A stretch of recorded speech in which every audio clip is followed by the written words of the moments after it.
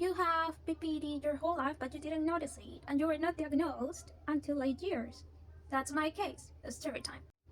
Let's spill the tea. I know that you'll come here for the gossip, so let's talk about it. First of all, this is, I don't know if in all the cases of PPDs, I have to clarify that all PPDs we are different from each other. And, well, in my case, I am self-aware PPD. Kind of said it that way, I guess. I don't know if it is an official way to say it. I don't know, but I have heard it from many psychologists. Being self-aware, it is that you're very analytical, very critical, and you self-analyze yourself a lot, and you know what is going wrong with you. I mean, you know what you are feeling. You know that you're feeling angry. You know that you're feeling sad. You know what it has triggered you. Most of the time. Sometimes you don't know. Well, in my case, that has been my whole life, technically. But as you know, invalidation comments such as you're being too dramatic, you're being too much, you are being, you have been told things such as like that, she's dramatic, she's acting it out, or things like that, and it was like, you were kind of like, no way, I have never acting it out. I mean, how I could? I'm a kid, alright? When I was a kid, alright? So in order to that, I technically was always knowing that I was feeling it extremely hard, all the emotions, but I didn't know if it was okay or not. I didn't know if it was real that I was being dramatic or not. So technically I bottled them up as like in Inside Out too. Sorry if I have done you a spoiler. Sorry, but you have to watch that film. I say I have it my whole life because I bottled them up during my teenage years. And you would say, how you bottled them up? I don't know, but your brain does it for yourself. So technically, if we go to the reference of Inside Out, I was in control, was annoying, like I didn't care that much about anything, like it was like meh, something like that, and happiness, just both. But I didn't notice that sometimes was there anxiety, like spicing it the situation, putting it a little bit of flavor to say it in a way. I didn't notice it because I was extremely focused on getting into university. That focus that I got to very, very high extremes that many people would consider it. That's not PPD, everybody does it. It is, honey. It is if you are 14, 15, 16, 17 years old. One of those extremes was that I began to drink coffee since I was 13, approximately, alright?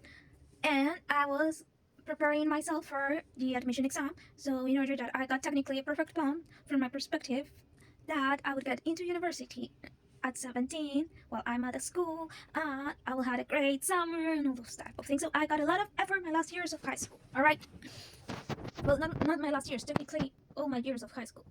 The thing here comes not from between 14, 15, 16 years old. It begins at 17.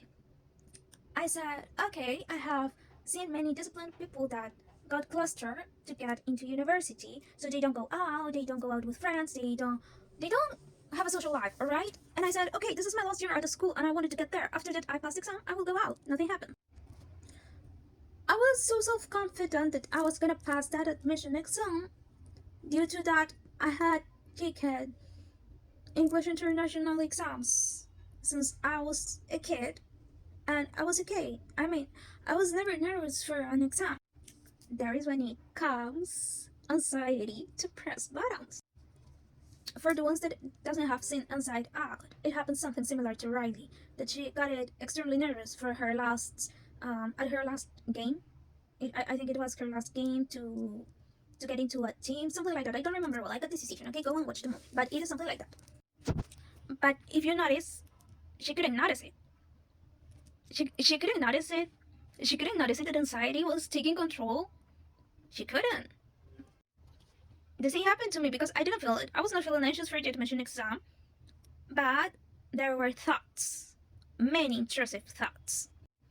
First of all, I was already feeling the pressure of getting inside the university. Due to that, many teachers were, well, they know me, they know that I used to get good marks, that I was a very good student, and they said, yes, you're gonna do it, or things like that. So I was feeling that pressure, that is one.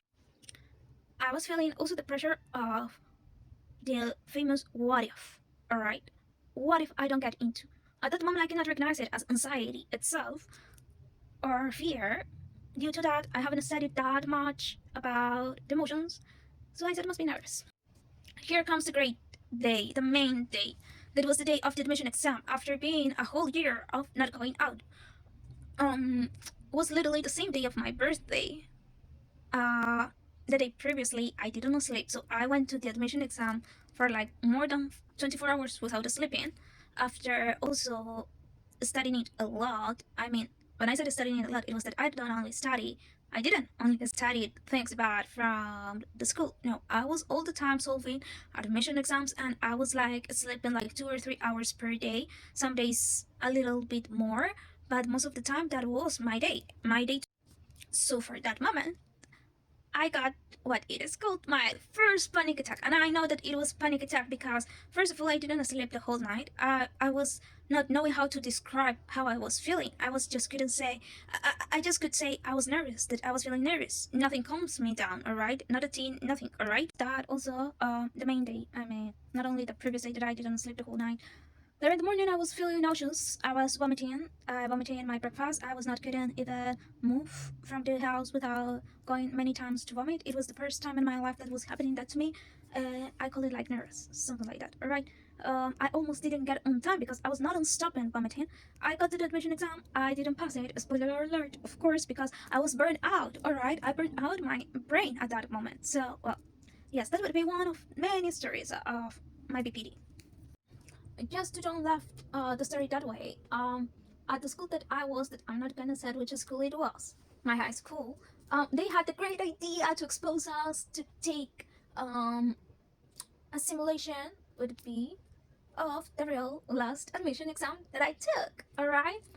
Guess what? I got literally the second place from all the prom. So literally, it was burned out. Just after the admission exam, I was extremely depressed and sad and saying, "Well, that doesn't make sense that I gotta study and all the sacrifices." That means that the problem was not that I didn't got the knowledge. I did have the knowledge at that moment. What I didn't have it was balanced, right? I got to sleep in, and then it is that I was taken to a neurologist that gave me pills for the nerves, but he didn't diagnose me. He told me you're still young and those type of things. I also go to a psychologist. That psychologist didn't diagnose me either. So that is how time passed. And as I was trying to see how to get inside the university, that I did it. I mean during the summer. Um, I just was trying to analyze what was going wrong with me. After many other situations, right, that I have lived, I began to read a little bit more about psychology, psychiatrists, I mean, about mental health and those type of things. And I was still not knowing, but after many life experiences, that if you want, I can tell it here. If you have ended the video because I have made it too long, I'm sorry. Um, Literally, I was like doing well, so it was kind of like, okay, well, I know I recognize this was anxiety that I somatize when I'm nervous, and I have done it my whole life. Many other things I realized it about it, and I was like, but I'm okay. I'm okay with it, right? Okay, as there's so much stuck me bad borderline personality disorder, I never thought that I could have that. All right, and as I was not diagnosed, and then I was reading, I was like being self-aware about how to deal with many situations in my life. Searching, I don't know, about psychologists, what they say, what they recommend, those type of things, and applying it, reading books about it, on how to manage certain emotions. I was technically self therapy to me, all right. So I didn't notice it that was there's something not okay with me, all right. Sadly, here in Peru, it is difficult to be diagnosed on time. So here comes the hard truth about it. The hard truth it is that when you get that diagnosed, it has passed years of you trying to deal with emotions that you know that you have, that you feel it deeply, but as you have been said that you are too sensitive to everything, too dramatic and things like that, that you were just like, okay, well that's part of my personality and that's it. You get burned out at one point that you got a very huge panic attack like I had it. And in my case, other cases doesn't happen that way, but in my case, I got the decision of shifting language. Just to finish the story for the ones that has listened to it all, I'm not saying that use self-therapy, alright, your own. I'm just saying that, yes, it could have been diagnosed a long time ago, but it wasn't, alright? Why? Because they say that your brain ends up to develop at 25, so you're not already an adult until 25, but there has been and there are studies, and I'm not saying it by my own. I have always recommended those accounts and centrosoma. They give it the right information about BPD from professionals, and they put articles about it. You can see it also on Instagram. I have highlighted there, so guided by that way.